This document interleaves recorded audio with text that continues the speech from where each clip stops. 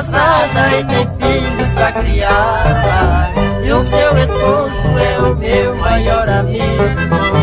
Se nesta hora ele estivesse ouvindo esses conselhos que eu dedico a você, tenho certeza que ele lhe abandonava e no futuro nós amigos íamos ser.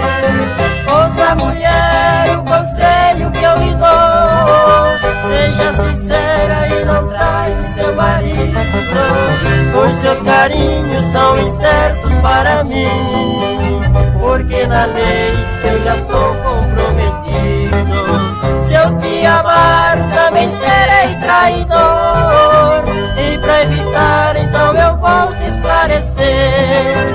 Mulher traidora, não quero ser obrigado, vai viver com seu amado, eu não pertenço a você.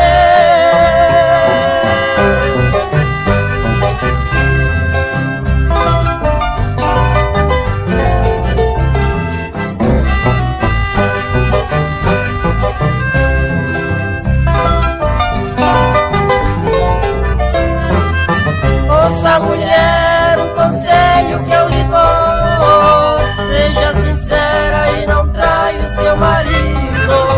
Os seus carinhos são incertos para mim, porque na lei eu já sou comprometido.